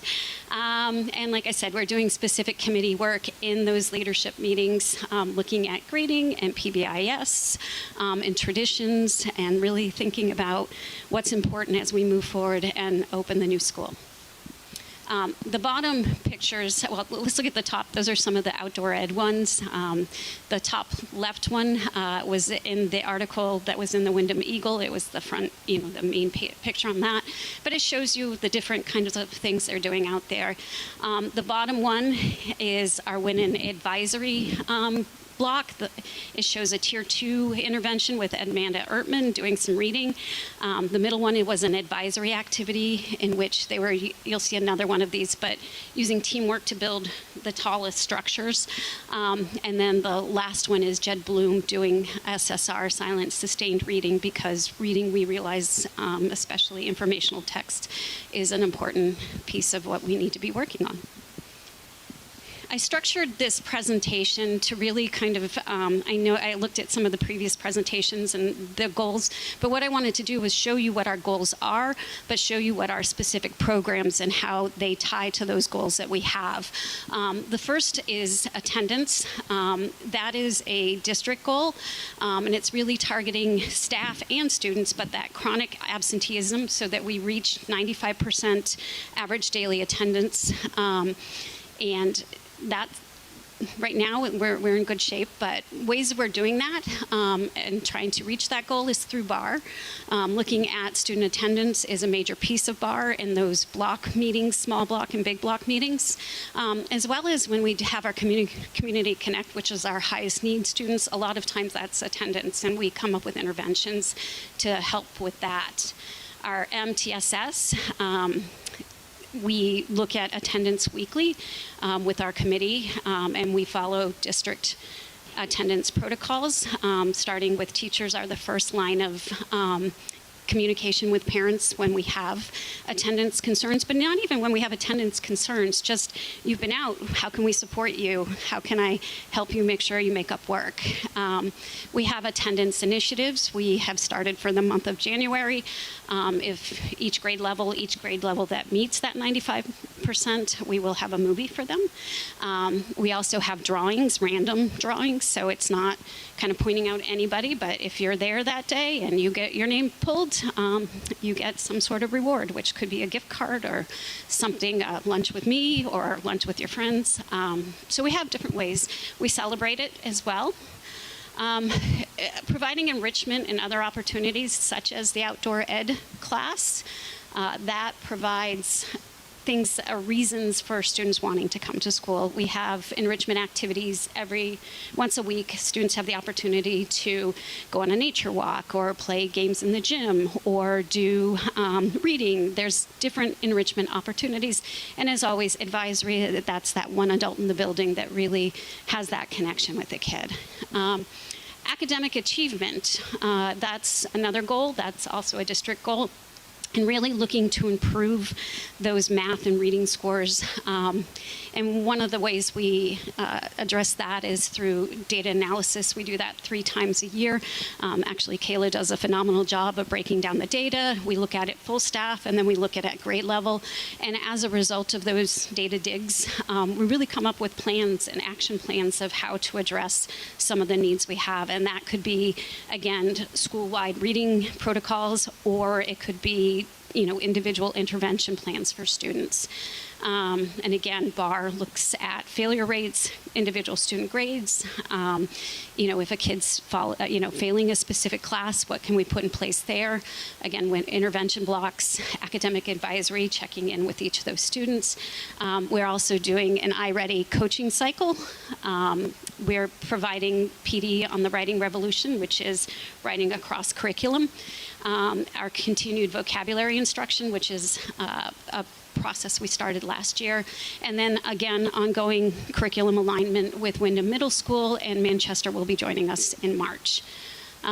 Staff engagement, again, a district but building, just providing lots of opportunities for teachers to get professional development, but also leadership opportunities. And then again, we've BAR training, culture and climate committee. We have a building leaders team. We have the iReady coaching, the Writing Revolution, vocabulary, peer observations. Dr. Becca Bickford's coming in and really helping us with some of that PBIS work as well. We had technology professional development. We have the monthly combined Jordan Small and Wyndham Middle and now Manchester leadership meetings. And then we also are really putting in place effective PLC meetings, so they're not just kind of stuck talking about one kid or one thing. They're very structured of what we need to do, and we're providing micro professional developments in those meetings as well, specifically with the writing revolution and with vocabulary. Challenges that we're facing. Anecdotally, attendance is a challenge we have. Surprisingly, I'm finding staff attendance this year has actually been really good, which is nice. I find myself, I'm not scrambling in the morning trying to figure out sub coverage. My teachers are there, which is great. But the struggle that we're really facing is those small portion of students that are chronically absent, that you try all kinds of different interventions and trying to find ways to get them to school. And so that's an ongoing concern that we have. Medical or illness absences, there's nothing we can really do about it, but hopefully we can find ways to make sure those kids are supported when they are not in school. Right before vacation, for example, we had 2 or 3 days where we were above that 15% mark with students being out really due to illness. And then those vacations. Another challenge is the behavior, social, emotional needs of students. Dysregulation, as Christine mentioned earlier, kids are coming to us and they're not like they used to be. And when I say dysregulated, and I mentioned disruption, disrespect, and defiance, I'm not saying they're throwing chairs or anything, but it's those low level, just constant, that really wears on students and just looking for that attention, their stamina, their ability to just really stay focused and stay engaged. And we're finding that that's trouble, it's concerning at times. And the last one is professional development time. I know some of the other principals had mentioned that. We have a lot going on and it's all really good stuff, but there's just not a lot of time. So those really are our challenges that we're facing. However, we do have some action plans and things that are our next steps and things that we'll continue to do. So attendance, continuing the attendance protocol, continue with our attendance weekly meetings, continue with our incentives and celebrations, continue to, on the team level and also during bar meetings, looking at attendance and putting interventions in place. And the behavior, we have the I time and the U time bar lessons. Those are lessons that really are ways that students can connect with each of their teachers, but with each other. I showed a few examples of those. I'll show some more in a minute. We analyze the behavior trends in both grade level BARD meetings and then on the PLC meetings, or at the PLC meetings. Provide enrichment and learning opportunities to connect students to school, and then plan and implement behavior interventions through BAR and RTI, so RTIB. And then professional development, again, our PLCs, part of our PLC process is to provide those micro professional development. Again, specifically, we've been looking and focusing on the writing revolution and vocabulary. And fortunately, we have 3 teachers. Kayla's one of them, but Kayla, Jen Potter, and April Baraha, who plan these interventions and then, not interventions, but these professional development opportunities. And then in their team meetings, they provide the training. And then utilize those Wednesday meeting times for targeted PD. I know in the next coming Wednesdays, we're going to be looking at some of that behavior data and really kind of digging into that and how we can support teachers. And then utilize the district professional development time to look at district initiatives and continue with that curriculum alignment. We've made a lot of progress with the curriculum, specifically between Jordan Small and Wyndham Middle, and I'm looking forward to Manchester, and then also just opening the doors and having a well planned out plan. And last but not least, our window into Jordan Small. I'm going to start in the right-hand corner. Those are some of our advisory activities. Those are specifically on the 5th and 6th grade wing. We had our door decorating competition for the holiday, well, it was for the winter season.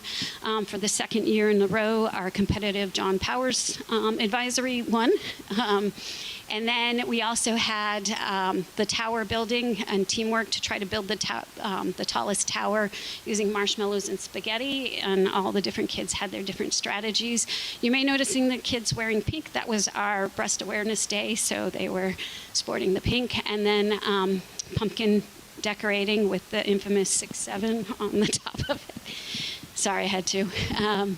And then the Learning at Jordan Small, the one on the left is a mock trial, a 6th grade activity involving, they're looking at I think it was the Boston Tea Party and justification of that, and they had to look at, historical facts to create arguments. Our vocabulary, looking at the definition, and a student doing their own definition, etymology, synonyms, antonyms, different examples, and that's something that we've been doing for quite some time. And then there's a Tier 2 intervention with Miss Lennon, who's new to us this year, and she's doing a phenomenal job, but that's a 5th grade math class. We have I-time lessons, which are part of BAR. Crossing the river, that was in a 6th grade classroom where it involved teamwork, and they had to realize what the patterns were because they had to remember which rock they could use, and if they were wrong, Mr. Powers had them all yell splash. And so they had to get across as a team. We had, I'm just going to go to the last one right there. That was it was designed to be conversation, like having conversations with other people. Mr. Carr turned it into conversational golf. So he had a golf card with specific questions, and some of the questions on that were like, what's your favorite color, or who's your favorite teacher? And they had to talk to each other, and then they'd move on to the next person. But it was a way to develop relationships, but also teach students conversational skills, which is kind of important. And then last I wanted to show you is on the right-hand corner with community connections. This was one example, but this was a huge one. We had the Give and Gather event, which was a combination of both Raymond Elementary, Jordan Small, and REC, and all kinds of community members from Raymond. We were able to put together a minimum, Jody, maybe you can help me with numbers, but it was at least 25 full baskets for the community for Thanksgiving, including turkeys, potatoes, sweet potatoes, all kinds of vegetables, pies from Good Life. It was huge. It was heartwarming, and it was a great community event. And that's the end of my. Thank you for listening. Any questions? Joe? Yeah, I do have one that probably is right out of left field, on brand for me. And it may go to Chris or Christine, I'm not sure. With the BAR program, which of course just continues to show tremendous success and is really impressive, will we be able to hit the ground running on day one at Wyndham Raymond Middle School across all grades with BAR, or is that going to be something we'd have to work toward? That is something we're in the planning stages of right now. That would be our ultimate goal, would be to hit the ground running when that school opens. That's great. Which will have some budgetary implications, which when the budget's presented in February, work that we needs to happen this year, and then preparation work, which is preparation work for the new school, but then ultimately the goal would be to be BAR school for middle school when Wyndham Raymond Middle School opens. That's great. Michelle, thanks for the presentation. Really always impressed with what goes on at Jordan Small, so thank you. Ginny? So my questions are always acronyms, but PDIS? PBIS, oh goodness, positive behavior interventions and supports, yes. And that's looking at like school-wide behaviors and expectations, but then also, how do we support students? And MTSS? Multi-tiered support system. Okay. You did this last year. It's great. I'm glad. I do have one question. As far as vacations, leaving early, oh, we're just going to leave early for this vacation, or we're just going to come back late from this vacation. How do you approach that, or Parents generally will reach out. We have a form that they fill out. It's a planned absence. It's a vacation. Students will check in with their teachers to make sure they have their work and they know what they need to do. I want to say it's hard because they're not there for the actual instruction, but in 9 times out of 10 cases, parents do reach out to the school. They get I sign off on it. They fill it out, and the students are generally pretty good about getting their work. But as you know, it's not the same as them being there physically. and it's difficult for the teachers. Yeah. A lot of work for the teachers. Yeah, exactly. Thanks. Jody? Okay, so I saw you looking at me when you were talking about attendance. I have one kiddo who's in that very tiny, tiny, tiny group. I do appreciate the effort to try to get him to school. I didn't want to skip over one of the charts you had on the third slide, because I think there's a lot of data that you could have shared tonight, but Sure. the one in the bottom right is spectacular. I mean, this is just such a good story to be showing. Can you just give us a couple? I mean, outside of the obvious. I'm wondering, Kayla, would you like to talk about this one? Kayla's our bar coordinator, so she curates all of our data, and so she's phenomenal about it, but it is great data. Sorry, I had to unfold myself after sitting for so long. Yeah, this is a pretty simple graphic up here, but it just shows our failure rates and how we've progressed from 23-24 through this school year, quarter one. And our implementation of BAR started in the 24-25 school year. So I think that correlates pretty nicely. Awesome. And I will say, I mean, you can see, like, in at least one grade level, the failure rate has gone up slightly, but you also have to consider different cohorts of students as well as turnover in staff, but it is still pretty impressive. And I do want to address the attendance. I didn't address it just because I don't want to take too much time when I'm up here. But the attendance, like, I looked at our daily average attendance today, and in all of our grade levels, with the exception of one grade level, we are above 95% currently. One, we're approaching 96, and even the one that we're below 95, it's like 94.6. So we're in a good spot, but it's something that we want to continue to really make sure we're addressing. And even if a student's out once or twice, reach out, like, how can we help? What can we do to make sure your student's supported when they're out? And just making sure parents know that we're here for them. So. Awesome. Yeah, I just will say lastly, I think that they're reading out 2 kiddos at your school, and the idea that they're coming home. We read a lot in our house, and I understand that there's electronic distractions and other family routines with respect to sports and activities in the evenings, but this idea that they're traveling around regularly with a book that they're reading and having the conversation, what are you reading outside of what they're doing at home? And I liked the comment about informational text as well. I think there's a nugget there to take home. And lastly, I think make the comment, I would love to hear more about professional development, just conceptually.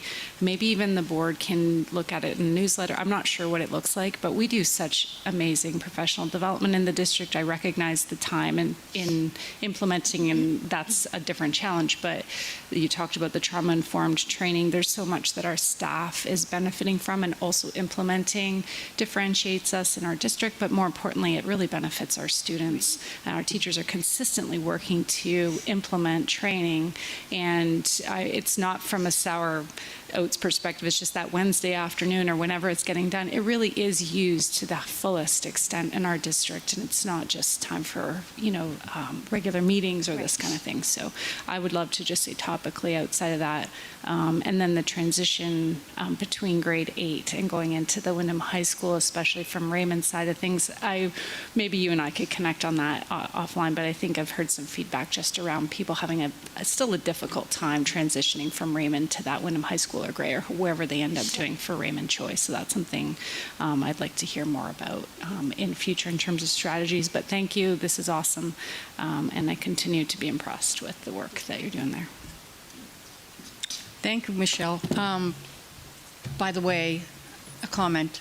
You made the comment, you don't want to take up too much of our time. You can take up all the time you need to inform us, because the more we know, the better informed we are, the better we can make our judgments. Thanks. Thank you. All right, next item, new high school courses for the 26-27 school year. May I have a motion, please? Okay, I move to accept the new 2027 Wyndham High School course offerings listed below. I'm going to go through them just as a reminder, and besides, I really want to say them again because I'm really excited about them.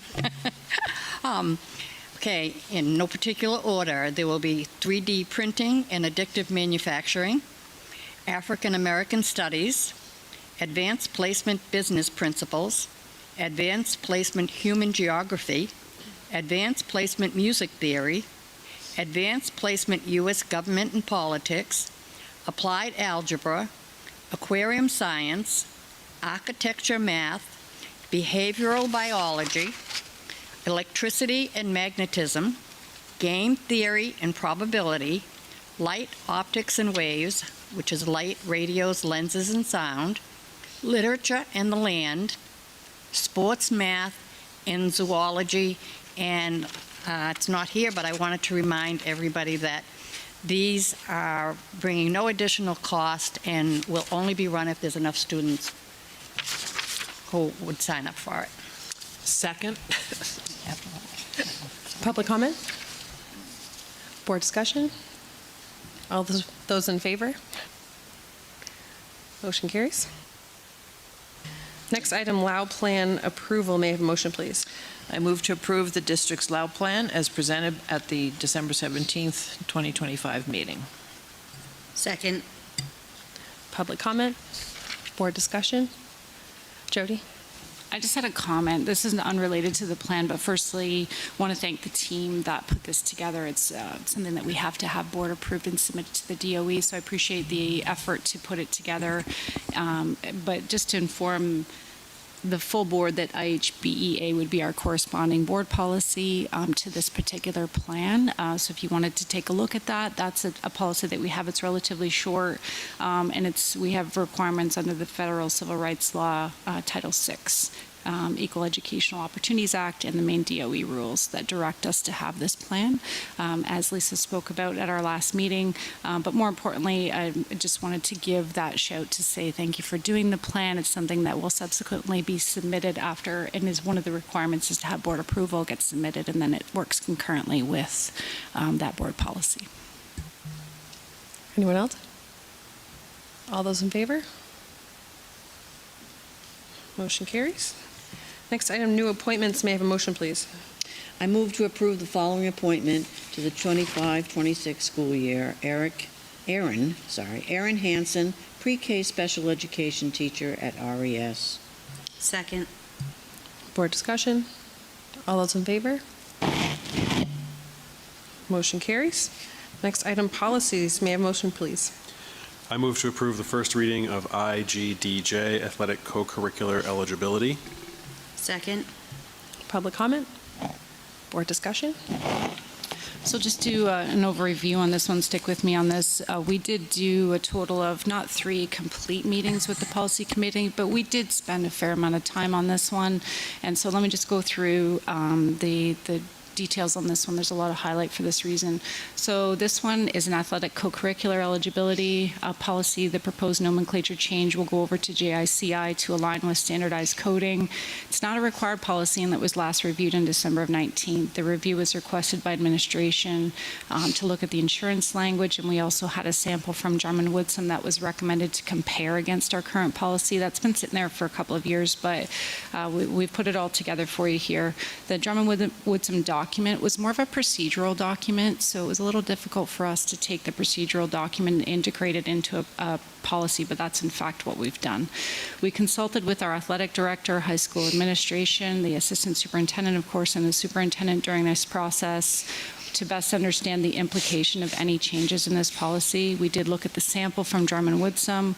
We reviewed any MPA considerations per the athletic director, and we also reviewed the contracts for athletics and co-curricular activities in the district that are student-facing. We went through 2 rounds of drafts, meaning that we went through and created a draft and sent it back, and then came back again and worked through the entire document again. So we're bringing you the following changes. The purpose of the policy is to establish clear, consistent standards that determine a student's eligibility to participate in athletics and co-curricular activities. Generally, it promotes academic accountability by linking participation to academic performance, attendance, and conduct expectations. This policy also will reinforce that athletics and activities are extensions of the educational program, not separate from it, and that eligibility decisions are applied consistently across schools, teams, activities, and clarifies how eligibility is determined, monitored, communicated, and appealed. Finally, this policy aims to reduce arbitrary decision-making and ensures due process for students and families. So we're proposing a title change here. We're adding the definition of which activities this policy applies to. In our current policy, there's an exhibit at the very bottom that you'll see on the document that's printed in front of you called Exhibit A. So we're proposing to strike that, and previously outlined in Exhibit A, the idea is now simply captured at the very beginning of the policy in the language that states activities, quote, that are MPA sanctioned or require a tryout for limited participation.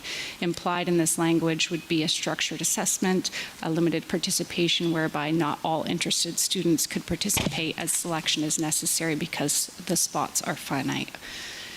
Excluded from this would be open intramural activities, clubs, programs that allow interested students to participate without selection. Okay, so we're getting rid of the Exhibit A at the bottom, and we're just simply introducing a very simple definition at the beginning of the policy instead.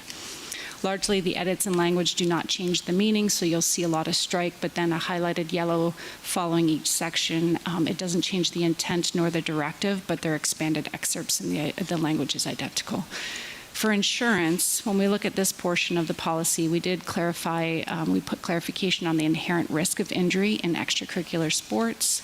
We've added the language that supports students who do not have insurance are encouraged to contact the athletic director to inquire about options available to them. When we look at the travel to and from sports, all participants must travel to and from the event with the team with exceptions outlined in EEAE. That's our student transportation in private vehicles policy, and EEA, school bus transportation policy. By removing directive language within this one, we're going to reduce errors. Obviously, we'll just direct them to the transportation policies, and then when we update this, we don't have to necessarily go and update the others and vice versa. So all of the to and from language is captured in our transportation policy and then in private vehicles as well. I'm happy to answer specific questions on that. We've also added in Section 3 attendance for school athletics, expectation for attendance, and the conditions that would substantiate a student missing an activity, and that was in there before, but we've gone ahead and put in and clarified the minimum of 3 hours of attendance of the day, no unexcused portions of the day, including a third occurrence of unexcused tardiness in a semester, with exceptions approved by the administration. Okay, so eligibility changes, we look at this, there's a lot of text that's struck, and then we've put in language. So when we look at the eligibility changes, the one thing that has been added is the immediate ineligibility for students failing 2 or more classes. That language is new. We had, if you're failing a single class, then you would be on a period of probation for 3 weeks, and then you would be reevaluated, etc. This is adding students failing 2 or more classes are immediately ineligible for the remainder of the grading period and cannot practice, compete, or participate in any capacity. Okay.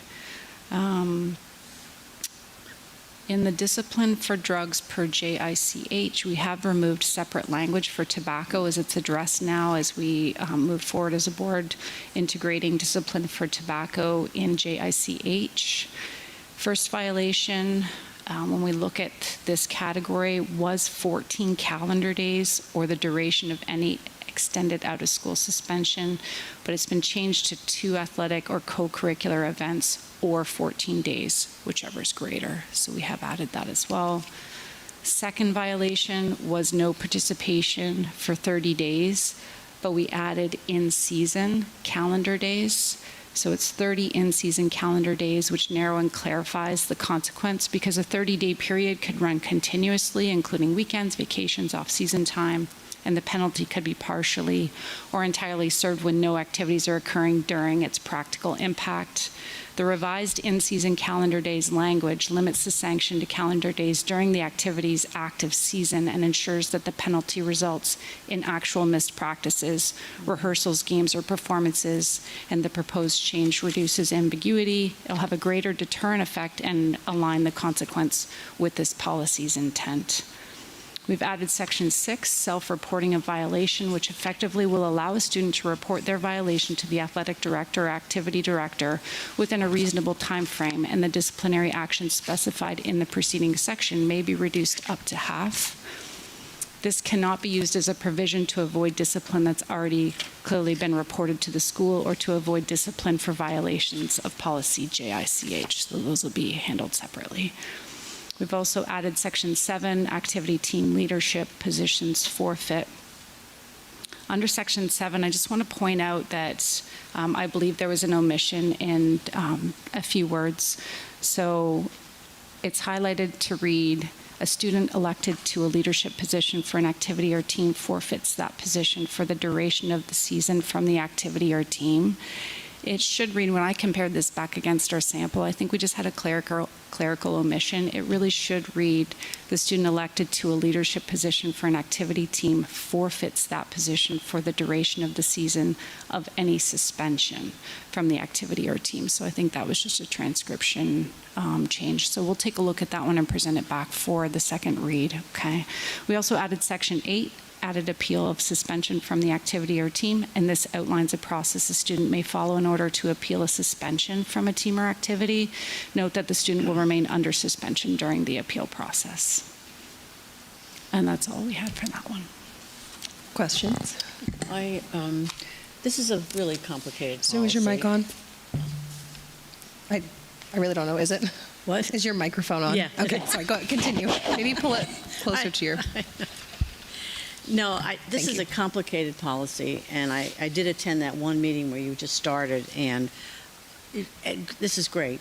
You cleaned up a lot of, I don't know, language that was ambiguous that clarified it, and I mean, it can be very contentious, you know, and can be very difficult for parents and students. So I commend you on the committee on a good job, really. Thank you. Anyone else? Ginny? So maybe this isn't, as far as drugs, should it be illicit drugs? Does that matter, or is it just understood? I think, I think it's anything that would fall under JICH, and that policy would qualify as, it's already outlined in that what substances shouldn't be taking place at school. And so closely aligns with that individual policy. I would just add the same as Sue. The amount of work, this is so professional. I just am overwhelmed by how much work and the detail, and congratulations, really. It's a great product. Are we ready to vote? All those in favor? All right, motion carries. Next policy, please. I move to approve the first reading of BEAA, Standard Operating Procedures to Guide Communication with the Public. Second. Public comment? Board discussion? Yes, this one's pretty straightforward. As you might remember, we were looking at a few of the B policies requested by the board chair, Christina, just to help with our practice to align with the policies that we were utilizing. So we last reviewed this one on December of 2022. It's not required. MSMA didn't have a sample for us on this one originally. It's a short policy. Oh, pardon me. That was the regulation. Pardon me. So last reviewed this one in 2009. Pardon me. It's specifically referencing the email. This is the one that was changed and just added late. So let me back up. So this is school board use of electronic mail. It's not required, and we reviewed it in June of 2009. We did review it against a sample. It's specifically referencing email, and changes include item C that board members must instead of should avoid reference to confidential information about employees, students, and other matters. Jody, actually, I think you've swapped them. Have I? You started right and then you swapped them. Oh, BEAA. Okay, so we've got them out on the agenda. Okay. All right, let me start over. Okay, so what we're trying to do is we have BEAA as a policy right now. We're trying to change it to a regulation. So let's start with that as an idea. The policy that we're going to do next that we added today is going to be the policy for what we're proposing this to change to a regulation to. So this is a separate policy today, BEAA. We want to change it to a regulation. Okay, so last reviewed in December of 22. We're looking to go ahead and have you evaluate whether you want to change it from a policy to a regulation, okay? The reason for that is because it is more procedural in nature. We don't have an MSMA sample for this, and thereby we recognize that it doesn't have a real place in terms of what it was saying. It was more procedural in nature. Okay, so we did add the introduction that outlines that the board recognizes the importance of regular communication with the public residing within the boundaries of the RSU. And this is a statement outlining that this best practice for communicating with the public includes the following. So we talk about emails. The first yellow highlight under email communication guidelines specifies when an email goes out to the superintendent of schools, a notification of this action to the board chair. So the idea with us doing this was that if you receive an email, depending on what it says, we would give more direction within this regulation to advise a board member on how they would best handle it, essentially. So emails directed to a board member that were specific to operations of schools would have a response that would say, thank you for your email and forwarding your inquiry to the superintendent of schools as they handle personnel, student matters, as well as school operations. And then it goes on from there. So emails directed to a specific committee member may be replied by the committee chair and may share information only relevant to the work of that committee. And then there's a matrix that it goes through talking about how emails will be directed to specific board members that they can reply, or they can forward it to the board chair to reply, etc. And one of the reasons for this is because it just hasn't been very clear, and it gets us a very clear differential on how to handle communications that come in. We've also added to the bottom that board members who are campaigning should not use their district email address when engaged in campaign-related communication and do not speak on behalf of the board. So this one we would like to change to a regulation instead of keeping it as a separate policy, and that would tuck under the very next one we'll talk about called BEA. Sorry for the confusion. Well, I'll apologize for the confusion because as I explained to the board, BEA was supposed to have been on this agenda. It just got missed somewhere in the shuffle. And so when you had informed me, I wanted to put it there as fast as possible. So I didn't consider that generally we do the policy and then the regulation, which is how that would have gone. So two mistakes on my part. But any comments, questions, concerns, Jess? If it's a regulation, shouldn't it have an R? It does. It does? So we would switch it to BEAR at second read. Gotcha. Anyone else? Okay, all those in favor? Motion carries. Next policy, please. I move to approve the first reading of BEA, Board of Directors' use of electronic mail. Second. Public comment? Board discussion? Okay, so back to this one. School board use of electronic mail is a policy. It's not required. We reviewed it last in 2009. We did have a sample for this one. This policy is specifically referencing just email, and changes include that board members must, instead of should, avoid reference to confidential information about employees, students, or other matters in email communications because of the risk of improper disclosure. We've also added from the MSMA sample language that directs board members to contact the superintendent and notify the board chair if they receive confidential information about employees, students, or other matters in email communications because of the risk of improper disclosure. So some simple changes there, additions, and if there's any questions, we're happy to entertain them. We had a long, rich conversation about email in committee and really trying to avoid disclosure of information to protect staff and students, but also allow the committee the latitude that they may feel they want when responding to the public, and how we handle information if we receive it inadvertently and it's meant to go to someone else. Further discussion? All those in favor? Motion carries. Next item. Ready? I move to adjourn the regular meeting and transition to a board workshop. Second. All those in favor? Okay, motion carries. We are adjourned. We will meet again on January 21st at Jordansville Middle School at 6:30 p.m. Have a good night.